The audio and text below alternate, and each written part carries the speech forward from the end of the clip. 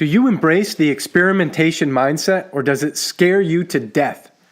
Today, we are talking about the importance of the experimentation mindset and how it can help you to expand your marketing and ultimately grow your firm.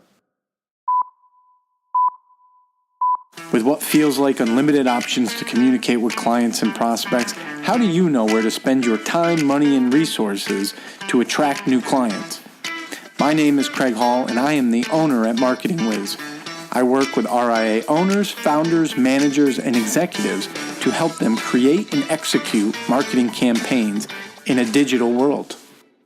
In a perfect world, we would evaluate all our marketing options and select the ones that are guaranteed to drive immediate and measurable ROI. But we all know we don't live in a perfect world. Marketing, like most business functions, can be messy and sometimes requires a little trial and error. Just because one solution might work for one firm doesn't necessarily mean it will work for a firm of similar AUM size or similar profile. Why is this? Well, in large part, I think it's because each firm culture is different, which makes each firm uniquely positioned to service specific segments of the marketplace. Everybody wants to grow assets, and everybody is struggling to find the formula that drives organic growth. There is no silver bullet, but I can tell you that the firms I've seen who are moving the needle aren't afraid to try new tactics and leverage different strategies to ultimately pursue new growth within their marketplace. Listen to what Jim Olson at Edward Jones Marketing said to wealthmanagement.com last year. It's having a structured way to create experiments, to execute on a small scale, to learn quickly and decide how you're going to proceed. Or are you going to abandon that and put it on the shelf until later? Having that experimentation mindset has helped Edward Jones because the firm has been able to understand where there is potential and where efforts are not worth the time. This is more important than ever, and independent wealth management firms who are focused on developing brand-led, or we could also say firm-led strategies, while at the same time building their platforms to support and encourage individual advisors with solutions for them to grow their individual practice within the firm. These are the firms that will be winners in the battle for new assets over the next 3, 5, and 10-year time frames. I want to be clear about something. I'm not advocating for a throw it against the wall and see what sticks strategy. You have to be smart about it.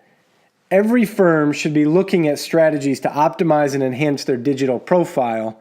But again, we need to be smart about the ones we choose and the timing and when we implement them and make sure that they fit into the overall strategy. But this includes how you appear on Google search and other top business directories online. From there, we all need to be looking at our websites as living, breathing organisms that need to adapt, change, and evolve to meet investor trends and changes within our firm. We bring new people in. We might have expanded new capacity. We might have brought in a Gen Y advisor in their early 30s that now gives us the capability to really develop that next generation market that we weren't able to do. We've got to adapt. We've got to change. We've got to put that out there on our websites. We've got to change some of our marketing material. We've got to be agile, and we've got to be willing to test things. But the thing that everybody should be doing, and it costs virtually nothing other than a little time to configure a few technologies, is tracking some basic analytics and tagging website visitors, even if you have no idea today what you are going to do with that data. With an experimentation mindset, you can start to sample different strategies that look at targeting ads to individuals based on the fact that they visited your website. So how can we use these? One of the ways we can use these is to promote webinars, events, podcasts, articles, market insights, and a host of other things that I'm leaving out intentionally in the interest of time. But once we start to implement some really basic data analytics and website tracking features, it opens our opportunity up to sample strategies at a relatively low cost, because we're being very, very efficient and very targeted. Because anybody who comes and visits your website has expressed a specific intent and is somebody who we can justify spending a little bit of money and effort to retarget with their various promotions or to keep our firm in front of them. So my hope is to get you thinking about 2 or 3 new marketing initiatives you can launch in the coming months and what you're hoping to get out of those activities. Write them down, and then write down 1 or 2 KPIs you would like to look at next year at this time and get started. Yes, I said next year at this time. Because if you're looking at 30-day time frames, don't even start. We need to be giving these programs enough time to evaluate effectiveness.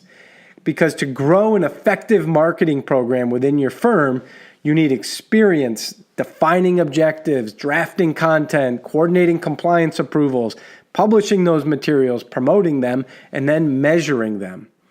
Like any other skills, they take time to develop and refine before we will ever be able to optimize them.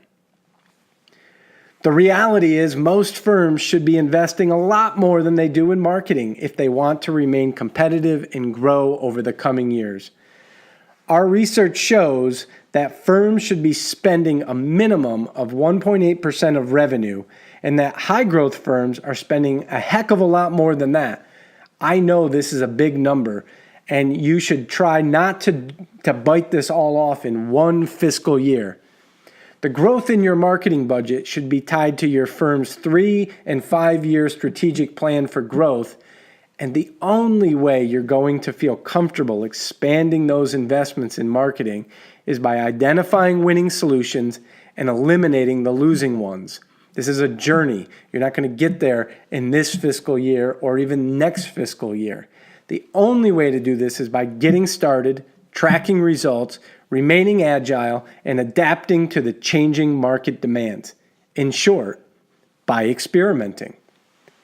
Send me an email at chall@marketingwiz.co to let me know how I can help with specific information in upcoming episodes.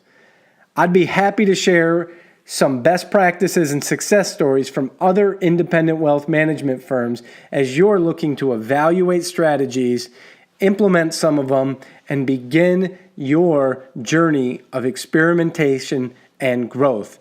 Thank you for listening, and I'll see you on the next episode.